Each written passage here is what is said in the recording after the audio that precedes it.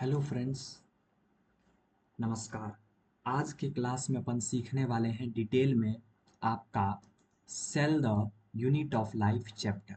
अपन करीब करीब 1 घंटे के अंदर अंदर इस चैप्टर को डिटेल में समझने वाले हैं। अपन पूरे चैप्टर को समझेंगे, तो बने रहिएगा वीडियो में।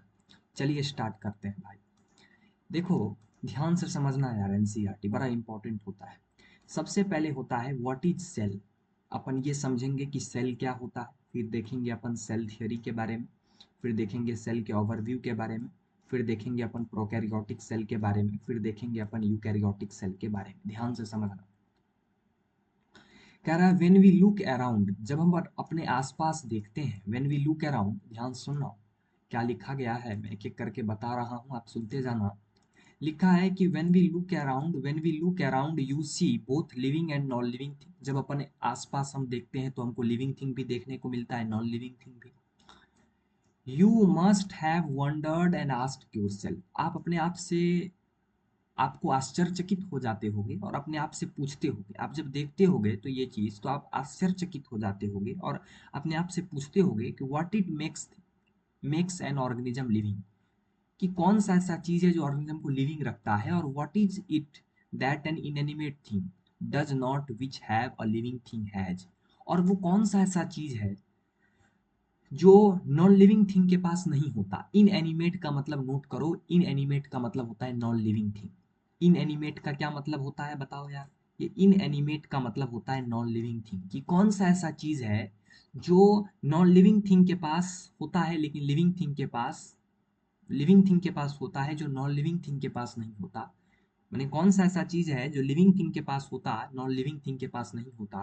तो आपका आंसर आएगा, the answer is this is the presence of basic unit of life the cell in all living organism. Living organism की खास बात यह है कि लिविंग ऑर्गेनिज्म में जो चीज पाया जाता है उस चीज को अपन सेल कहते हैं। ध्यान से सुनना।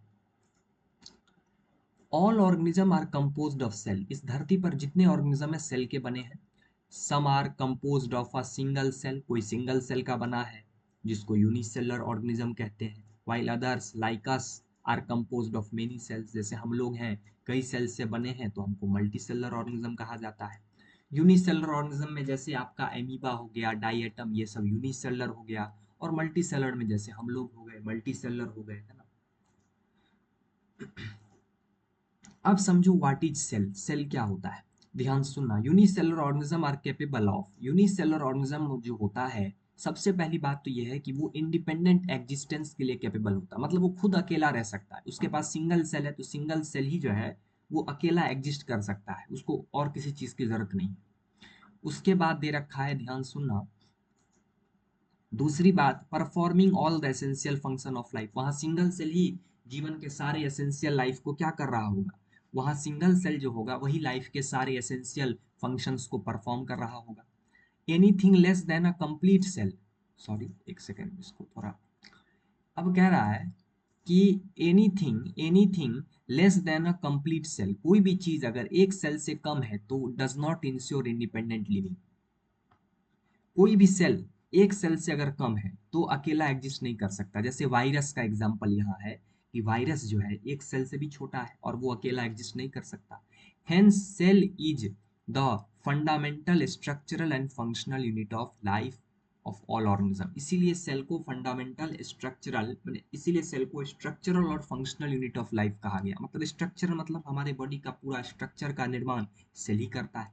सेल को फंक्शनल यूनिट क्यों बोला गया, क्योंकि हमारे बॉडी के जितने भी फंक्शन होते हैं, भले वो डाइजेशन हो, एक्सक्रीशन हो, रेस्पिरेशन हो, सारा का सारा सेल ही मिलके करता है।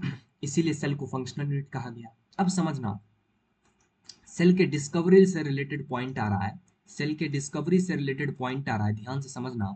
एंटोन वॉन लीवेनहुक, सबसे पहले ध्यान सुनना, एंटोन वॉन लीवेनहुक जो है लिविंग सेल देखा। लिविंग सेल देखा किसने, एंटोन वॉन लीवेनहुक ने लिविंग सेल देखा। आपके जानकारी के लिए बता दूं, रॉबर्ट हुक जो थे, रॉबर्ट हुक, उन्होंने सबसे पहले डेड सेल को देखा था, और लिविंग सेल को देखने वाले हो गए आपके एंटोन वॉन लीवेनहुक। उसके बाद रॉबर्ट ब्राउन ने आगे जाकर न्यूक्लियस डिस्कवर किया, अपन आगे पढ़ेंगे। The invention of the microscope and its improvement leading to the electron microscope all revealed all the structural detail of cell. आगे जाके जैसे जैसे माइक्रोस्कोप का इन्वेंशन हुआ और आगे जाके जैसे जैसे इलेक्ट्रॉन माइक्रोस्कोप बना, वैसे वैसे सेल के डिटेलिंग के बारे में मुझे पता चलता गया। ठीक है, सेल के अंदरूनी बातें मुझे पता चलती गई। अब आते हैं भाई साहब, बड़ा इंपॉर्टेंट चीज है सेल थ्योरी पर, देखना ध्यान से समझना। इन 1838 1838 में एक जर्मन बॉटनिस्ट थे मैथियास लीडन, अ जर्मन बॉटनिस्ट। उन्होंने क्या किया, examined a large number of plant. उन्होंने कई सारे प्लांट को देखा, एग्जामिन किया और ऑब्जर्व किया कि all plant are composed of different kind of cell, कि जो प्लांट्स होते हैं वो अलग अलग टाइप के सेल से बनते हैं, जो आगे जाके टिश्यू का निर्माण करता है। At the about the same time 1838 में मैथियास लिडन आए, जर्मन बॉटनिस्ट। अब बॉटनिस्ट है तो खुद सोचो, बॉटनिस्ट है तो किसके बारे में डिस्कवर करेगा, प्लांट के बारे में। तो उन्होंने लार्ज नंबर ऑफ प्लांट को देखा और ऑब्जर्व किया कि जितने भी प्लांट होते हैं वो अलग अलग प्रकार के सेल से बनते हैं, और जब सेल मिलता है, एकजुट होता है, तो टिश्यू बनता है।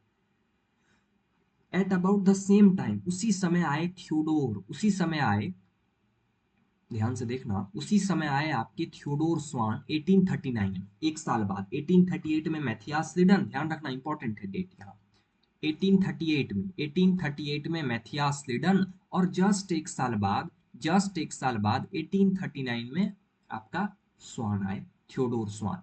दोनों जर्मनी के थे, एक थे आपके देखो जर्मन बॉटनिस्ट, एक बॉटनिस्ट थे, एक जर्मन के जूलॉजिस्ट। अब सोचो, जूलॉजिस्ट है तो एनिमल के बारे में बताए होंगे, तो उन्होंने क्या किया, study different types of animal, कई सारे एनिमल को उन्होंने स्टडी किया, एनिमल सेल को, और कहा एंड रिपोर्टेड दैट, कि उन्होंने ये देखा कि that cell had a thin outer layer which is today known as plasma membrane. कि मतलब उन्होंने जब एनिमल सेल को स्टडी किया तो देखा कि एनिमल सेल के बाहर एक पतला सा थिन आउटर लेयर, एक पतला सा आउटर लेयर देखने को मिलता है, जिसको आज के समय में अपन प्लाज्मा मेम्ब्रेन कहते हैं। देखो, पहले प्लाज्मा मेम्ब्रेन तो पता नहीं था, जिसको आज के समय में अपन प्लाज्मा मेम्ब्रेन कहते हैं, वो कौन बताए, तो उसको बताने का काम किया थियोडोर स्वान ने 1839 में। स्वान, आप इसको ऐसे याद रखो कि स्वान है, स्वान मतलब हंस।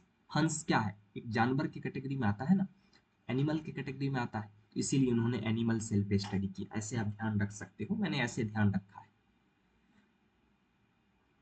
इन्होंने दूसरी बात भी बताया, इन्होंने दूसरा बात क्या बताया स्वान ने, देखो उन्होंने एनिमल पे तो रिसर्च किया ही, उसके साथ साथ ही ऑल्सो, ध्यान सुनना, उसके साथ साथ क्या किया गया, एक सेकंड रुक जाओ, इसको मैं थोड़ा हटा लेता हूँ। हाँ, अब देखो, इसके साथ साथ स्वान ने, इसके साथ साथ वो जो है आपके जूलॉजिस्ट तो थे ही, तो एनिमल के बारे में तो स्टडी किया ही, उसके साथ साथ he also concluded based on his study on plant tissue. उन्होंने प्लांट पे भी काम किया। स्वान देखो भाई, थे तो जूलॉजिस्ट, तो एनिमल पे तो रिसर्च किया ही, लेकिन उन्होंने प्लांट पे भी किया। और उन्होंने ये कहा that the presence of cell wall is the unique character of plant cell. Plant cell के बाहर जो सेल वॉल होता है वो प्लांट सेल का यूनिक कैरेक्टर होता है। प्लांट सेल के बाहर एक होता है सेल वॉल, जो प्लांट सेल का क्या होता है भाई, यूनिक कैरेक्टर होता है। ध्यान सुनना, on the basis of this, इस आधार पर Schwann proposed the hypothesis that, Schwann ने यह हाइपोथेसिस दिया कि animal and plant are composed of cell and products of cell. जो एनिमल और प्लांट होते हैं, एनिमल भी प्लांट भी, दोनों के दोनों सेल से बने होते हैं, दोनों के दोनों एक तो सेल से बने होते हैं और सेल के प्रोडक्ट से बने होते हैं। प्रोडक्ट ऑफ सेल मतलब सेल के अंदर का कंपोनेंट, लिपिड, प्रोटीन, ये सब है ना, ये चीज आपको ध्यान में रखना है।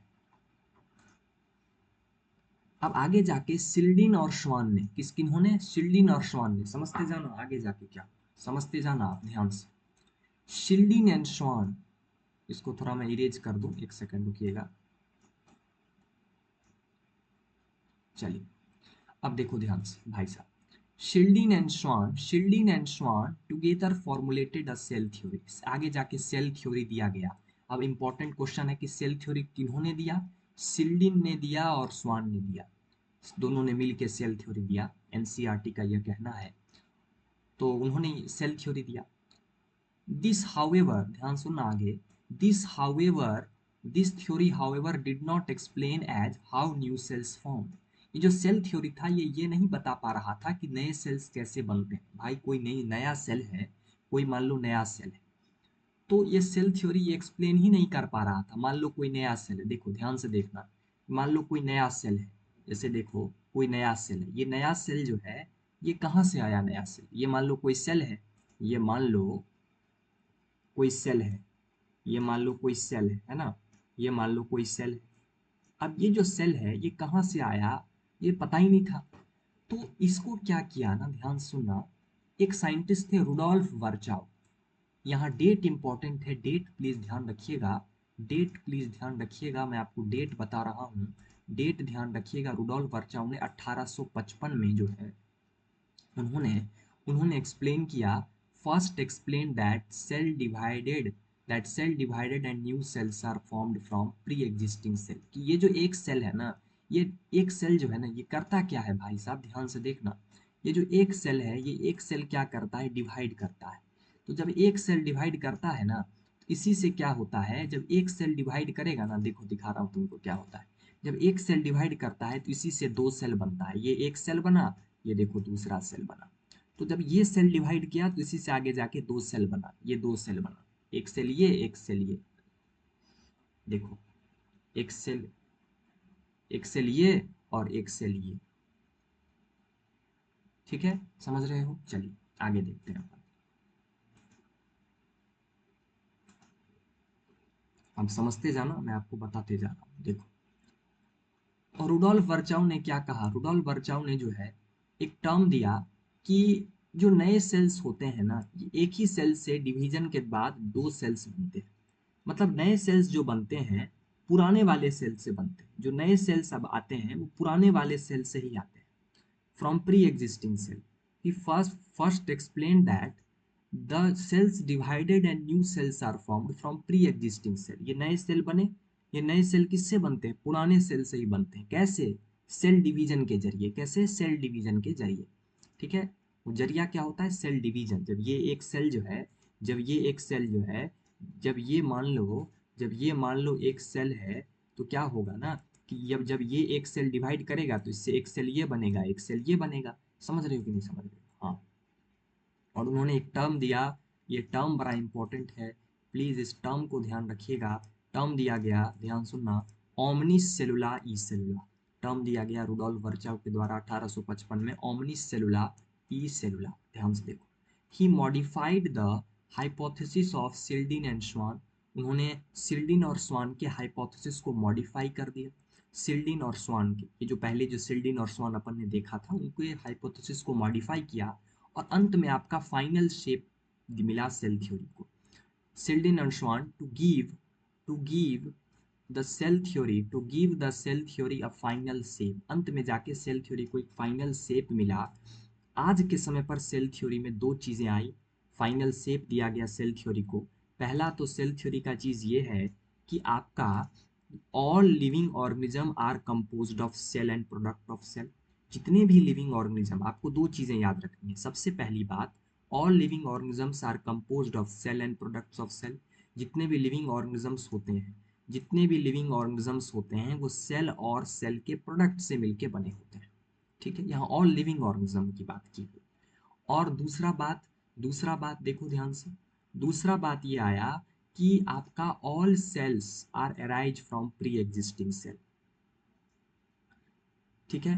तो देखो पहला पॉइंट जो था, all living organisms are composed of cell and products of cell, इसको तो दो साइंटिस्टों ने दिया, शिल्डिन और स्वान ने, इस पहले स्टेटमेंट को तो दो साइंटिस्ट ने दिया, एक दिया सिल्डिन और स्वान ने, सिल्डिन और स्वान ने जो है ये पहला वाला स्टेटमेंट दिया, ये पहला वाला स्टेटमेंट दिया सिल्डिन ने और स्वान ने, समझ रहे हो कि नहीं समझ रहे हो, सिल्डिन और स्वान ने जो है पहला वाला बात बताया।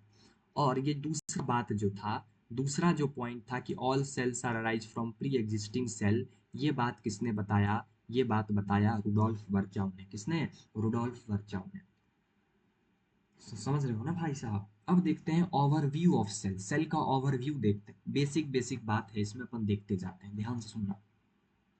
You have earlier observed cell in an onion peel और ह्यूमन चिक सेल, यहाँ दो सेल को कंपेयर किया गया, देख करके माइक्रोस्कोप में देख करके यहाँ दो सेल को कंपेयर किया गया, यहाँ पे ये ध्यान रखना कंपैरिजन किसके किसके बीच हुआ है, एक तो हुआ है भाई ओनियन पील, समझना ध्यान से, एक तो ओनियन पील है और दूसरा है ह्यूमन चीक सेल। बताओ ऑनियन क्या है, प्लांट का सेल है ना, और ह्यूमन चीक किसका सेल है, तो खुद बता। ऑनियन पील कहाँ का सेल है, प्लांट का, और ह्यूमन चीक सेल कहाँ का सेल है, तो साहब ह्यूमन चीक सेल जो है ये तो हमारे आपका एनिमल का सेल है। तो देखो, let's recollect their structure, structure के बारे में समझते हैं, खुद समझना, खुद यहाँ अपना दिमाग लगाना। द ऑनियन सेल, जो हमारा ऑनियन सेल होता है वो कैसा सेल है, एक प्लांट सेल है, हाँ, has a distinct cell wall as its outer boundary. अब अगर मान लो प्लांट सेल है तो प्लांट सेल में क्या होता है, प्लांट सेल में आउटर बाउंड्री के रूप में सेल वॉल होता है, सेल मेम्ब्रेन के बाहर कहाँ होता है cell wall, and just within it cell membrane, cell wall के अंदर सेल मेम्ब्रेन, मतलब वही सेल मेम्ब्रेन के बाहर सेल वॉल होता है, ठीक है ना। अगला बात समझो, अगला पॉइंट समझो, the cell of human cheek. जब ह्यूमन चीक सेल को देखते हैं, ह्यूमन चीक सेल में सेल वॉल तो होगा नहीं क्योंकि एनिमल सेल है, उसमें आउटर मेम्ब्रेन के रूप में सिर्फ और सिर्फ क्या होगा, outer membrane as a delimiting structure of cell. Human six cell में क्या होगा कि आउटर मेम्ब्रेन डीलिमिटिंग स्ट्रक्चर होगा, डीलिमिटिंग स्ट्रक्चर, खुद सोचो डीलिमिटिंग स्ट्रक्चर क्या होगा, प्लाज्मा मेम्ब्रेन होगा, उसमें तो भाई सेल वॉल होगा नहीं, सीधी सी बात है ना। अब देखो, इनसाइड ईच सेल, प्रत्येक सेल के अंदर डेंस मेम्ब्रेन बाउंड स्ट्रक्चर होगा जिसको अपन न्यूक्लियस कहेंगे। प्रत्येक सेल के अंदर, सेल के अंदर सेल का कंट्रोलर कौन है, सेल के अंदर सेल का कंट्रोलर न्यूक्लियस है। तो समझ में आ गया कि नहीं आ गया, चाहे प्लांट सेल हो चाहे एनिमल सेल हो, न्यूक्लियस तो दोनों में होगा। चलिए, समझ रहे हो। This nucleus contain the chromosome which in turn contain the genetic material. अब खुद सोचो, न्यूक्लियस के अंदर क्या होता है, न्यूक्लियस के अंदर आपका होता है, न्यूक्लियस के अंदर होता है क्रोमोसोम, न्यूक्लियस के अंदर होता है क्रोमोसोम, जो कि क्या है, जो कि एक भाई साहब, जो कि एक जेनेटिक मटेरियल है। क्रोमोसोम क्या है, जेनेटिक मटेरियल है, जेनेटिक मटेरियल है। क्रोमोसोम जो कि किसका बना होता है, क्रोमोसोम जो कि किसका बना होता है, डीएनए का बना होता है। क्रोमोसोम डीएनए का बना होता है। जब अपन देखेंगे डिटेल में, जब अपन न्यूक्लियस पढ़ेंगे ना तो डिटेल में समझेंगे। Cell have cell that have membrane bound nuclei are eukaryotic, whereas cell that lack a membrane bound nucleus are prokaryotic। ध्यान रखना कि अभी अपन डिफरेंस देखेंगे कि प्रोकैरियोटिक सेल और यूकैरियोटिक सेल में क्या डिफरेंस है। अभी समझो कि जिस सेल में न्यूक्लियस के बाहर मेम्ब्रेन नहीं होता, lack of membrane bound nucleus, जिसमें न्यूक्लियस के बाहर कोई मेम्ब्रेन नहीं होता, वो कैसा सेल होता है, प्रोकैरियोटिक सेल।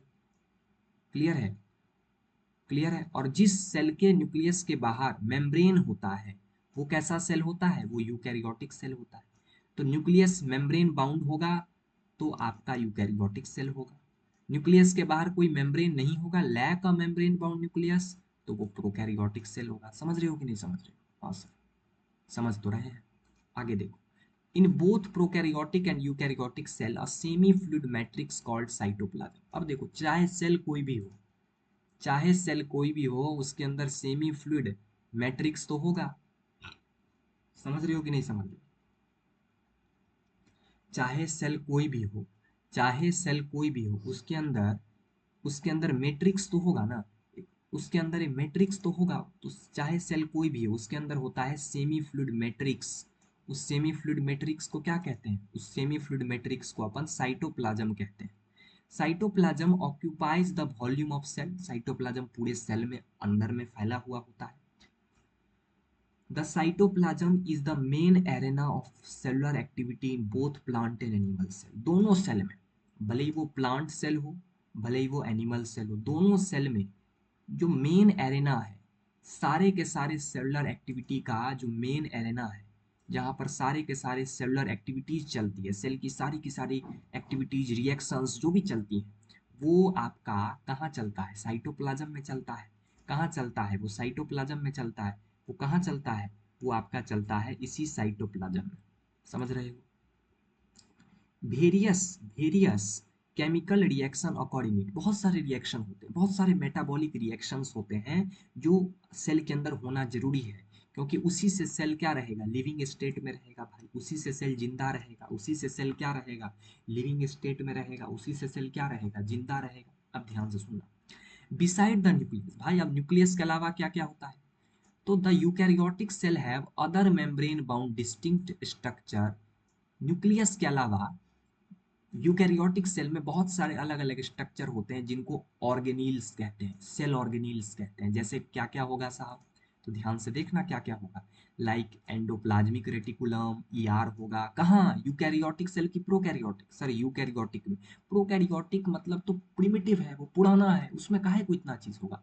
यूकैरियोटिक सेल में जो एडवांस्ड सेल है उसमें क्या सब होता है, सेल ऑर्गेनील के रूप में। एक तो एंडोप्लाज्मिक रेटिकुलम होता है, ईआर, गोल्गी कॉम्प्लेक्स होता है, लाइजोजोम होता है, माइटोकॉन्ड्रिया होता है, इस सब को अपन पढ़ेंगे इस चैप्टर में। माइक्रोबॉडीज होता है, उसके बाद वैक्यूल होता है, ठीक है। और the prokaryotic cell lacks such membrane bound organelle. Prokaryotic cell में ये सब मेम्ब्रेन बाउंड ऑर्गेनील होता ही नहीं भाई, वो प्रिमिटिव टाइप का है, पुराना तरीके का, उसमें काहे को होगा। Ribosome are non membrane bound organelle found in all cell, both eukaryotic as well as prokaryotic. अपन पढ़ेंगे आगे, जब राइबोसोम टॉपिक आएगा तो अपन पढ़ेंगे कि भाई राइबोसोम जो होता है, राइबोसोम क्या है कि राइबोसोम एक नॉन मेम्ब्रेन बाउंड सेल ऑर्गेनील है, उसके बाहर कोई मेम्ब्रेन नहीं होता। ये क्वेश्चन भी आ जाता है एग्जाम में कि राइबोसोम जो है, जो आपका राइबोसोम है वो नॉन मेम्ब्रेन बाउंड सेल ऑर्गेनील होता है। राइबोसोम कैसा सेल ऑर्गेनील होता है, नॉन मेम्ब्रेन बाउंड होता है, उसके बाहर मेम्ब्रेन नहीं होता। तो राइबोसोम नॉन मेम्ब्रेन बाउंड ऑर्गेनील, उसके बाहर कोई मेम्ब्रेन नहीं होता।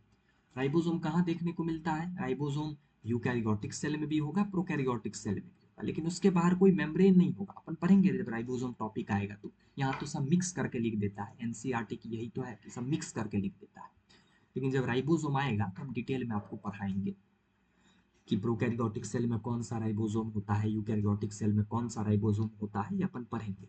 Within the cell ribosomes are found not only in cytoplasm but also within the two organelle. Ribosome सिर्फ साइटोप्लाज्म में ही नहीं होता, राइबोसोम सिर्फ साइटोप्लाज्म में ही नहीं होता, बल्कि राइबोसोम जो है but also within the two organelle, दो ऑर्गेनील, दो सेल ऑर्गेनील के अंदर होता है। देखो, खुद राइबोसोम एक ऑर्गेनील है, खुद राइबोसोम एक ऑर्गेनील है। अब वो किस में होता है, वो ऑर्गेनील के अंदर होता है, दो ऑर्गेनील के अंदर। कौन कौन से ऑर्गेनील है वो, एक तो क्लोरोप्लास्ट, क्लोरोप्लास्ट मेनली कहाँ होता है, क्लोरोप्लास्ट आपके प्लांट्स में होते हैं, और माइटोकॉन्ड्रिया में भी आपका राइबोसोम होगा।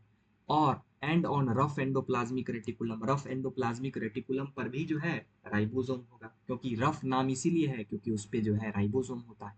तो ये गलत फहमी में मत रहना कि राइबोसोम सिर्फ साइटोप्लाज्म में ही होता है। राइबोसोम एक ऐसा सेल ऑर्गेनील है जो दूसरे सेल ऑर्गेनील के अंदर रहता है। ये क्लोरोप्लास्ट सेल ऑर्गेनील ही तो है, माइटोकॉन्ड्रिया सेल ऑर्गेनील ही तो है, एंडोप्लाज्मिक रेटिकुलम सेल ऑर्गेनील ही तो है। तो इसीलिए अपन आगे पढ़ेंगे कि राइबोसोम को कहा जाता है ऑर्गेनील विद इन एन ऑर्गेनील। आगे बताऊंगा राइबोसोम को इसलिए कहा जाता है ऑर्गेनील विद इन एन ऑर्गेनील, मतलब एक ऑर्गेनील के अंदर ऑर्गेनील, एक ऑर्गेनील के अंदर ऑर्गेनील, है ना। क्योंकि राइबोसोम एक खुद और एक ऑर्गेनील है, जो कि एक ऑर्गेनील के अंदर पाया जाता है जो कि क्लोरोप्लास्ट है, एक ऑर्गेनील के अंदर पाया जाता है जो कि माइटोकॉन्ड्रिया है। तो इसलिए राइबोसोम को कहा जाता है, आगे पढ़ेंगे, ऑर्गेनील विद इन एन ऑर्गेनील। आगे देखो, आगे है animal cells contain another non membrane bound organelle. Animal cell के अंदर और नॉन मेम्ब्रेन बाउंड ऑर्गेनील होती है जिसको अपन कहते हैं सेंट्रोजोम। सेंट्रोजोम जो कि सेल डिवीजन में हेल्प करता है, सेल डिवीजन में हेल्प करता है। सेंट्रोजोम कहाँ पाया जाएगा, ये ध्यान रखना भाई साहब। सेंट्रोजोम कहाँ पाया जाएगा, तो ध्यान रखिएगा, सेंट्रोजोम एनिमल सेल में ही पाया जाएगा। और सेंट्रोजोम भी राइबोसोम की तरह नॉन मेम्ब्रेनियस सेल ऑर्गेनील होता है, जो आपका कहाँ पाया जाता है, एनिमल सेल में। जो कि कहाँ पाया जाता है भाई, सेंट्रोजोम आपका एनिमल सेल में पाया जाता है। प्लांट सेल में सेंट्रोजोम नहीं होगा, सेंट्रोजोम कहाँ होगा, एनिमल सेल में होगा, जो सेल डिवीजन में हेल्प करेगा। अपन आगे पढ़ेंगे सेंट्रोजोम का स्ट्रक्चर वगैरह। अभी तो अपन जो बेसिक उसका जो एनसीईआरटी का बेसिक सेल का ओवरव्यू जो दे रखा है वो अपन पढ़ रहे हैं, है ना। ध्यान से देखना, cell differ greatly in size, cell अलग अलग साइज का होता है, अलग अलग शेप का होता है, और अलग अलग एक्टिविटी परफॉर्म करता है।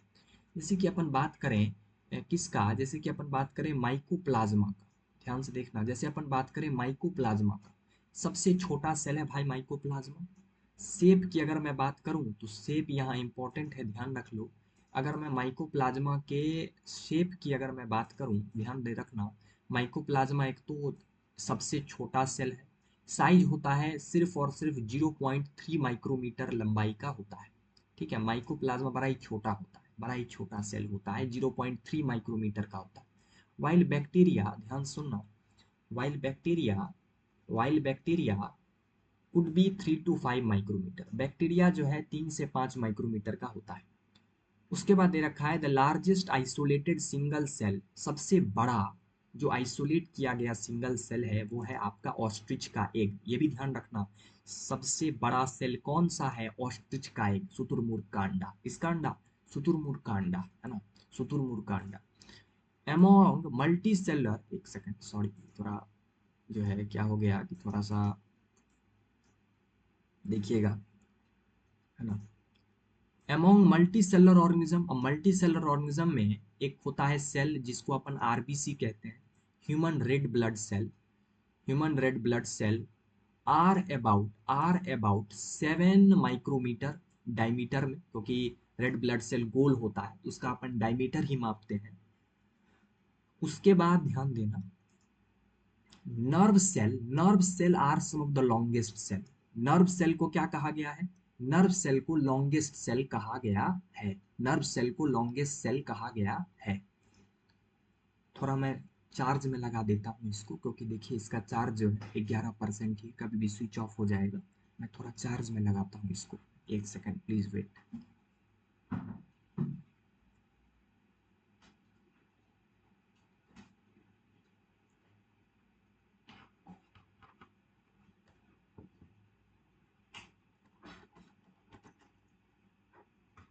थोड़ा मैं इसको चार्ज में लगा देता हूँ, क्योंकि वो होगा क्या कि चार्ज नहीं रहता है तो कभी स्विच ऑफ हो सकता है, कोई गारंटी नहीं है भाई साहब। हो रहा है चार्ज? ठीक, चलिए अब अपन देखेंगे आराम से। देखो, तो समझ गए, नर्व सेल, हमारे ह्यूमन बॉडी का जो नर्व सेल होता है वो सबसे लॉन्गेस्ट सेल होता है ना, ये ध्यान रखना। Cell also vary greatly in shape, पहले ही दिखलाए थे आपको लाइन, देखो ना यहीं पे लिखा है ना, सेल जो है अलग अलग शेप का होता है, अलग अलग साइज का होता है, अलग अलग एक्टिविटी परफॉर्म करता है। ये देखो भाई साहब, ये देखो अलग अलग शेप साइज का होता है, अलग अलग एक्टिविटी परफॉर्म करता है। तो वही नीचे भी लिख दिया, सेम लाइन को रिपीट करता रहता है ये। देखो, they may be disc like polygonal, ये डिस्क लाइक भी हो सकता है, डिस्क लाइक, पॉलीगोनल हो सकता है, कोलुमनार हो सकता है, क्यूबॉइडल हो सकता है, धागा जैसा हो सकता है, थ्रेड लाइक, और इवन इरेगुलर हो सकता है। ठीक है ना, इवन इरेगुलर हो सकता है। The shape of cell may vary with the function they perform, cell का शेप बदलता रहता है। सेल का शेप क्या होता रहता है भाई? तो भाई साहब सेल का शेप बदलता रहता है, कैसा वो फंक्शन परफॉर्म कर रहा है उस हिसाब से सेल का शेप बदलता रहता है। अपन आगे स्टार्ट करते हैं, अब हमारा प्रोकैरियोटिक सेल को अपन चालू करते हैं, ध्यान से समझिएगा। प्रोकैरियोटिक सेल को अपन क्या कर रहे हैं? चालू कर रहे हैं।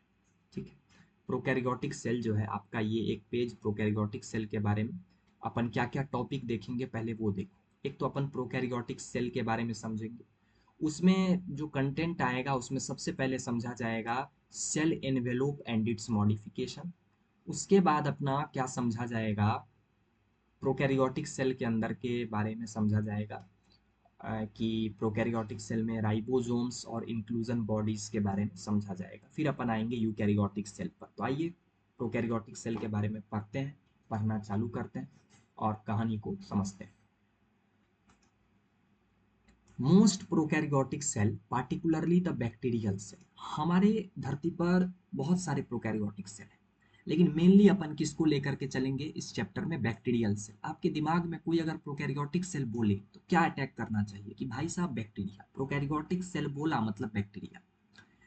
प्रोकैरियोटिक सेल जो है दो शब्दों से आया है, देखिए मैं इस पे लिखने का प्रयास करता हूँ।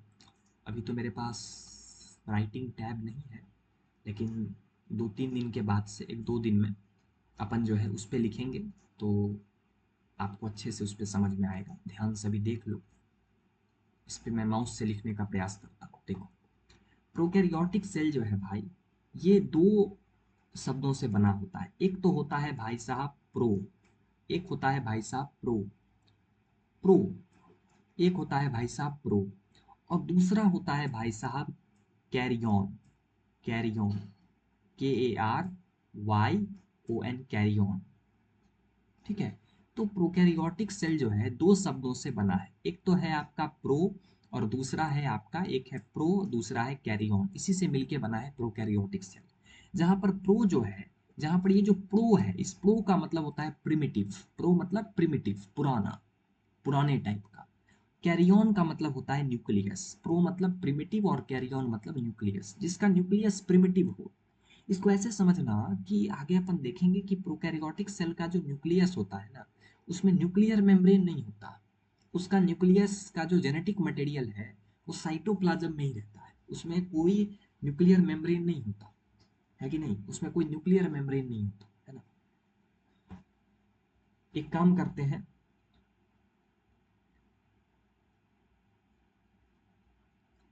आज अपन जो आज अपन क्या करते हैं, क्योंकि मेरे पास राइटिंग पैड नहीं है तो अभी आपको दिक्कत होगा, तो अभी मैं यहीं पर लेक्चर को रोकता हूँ।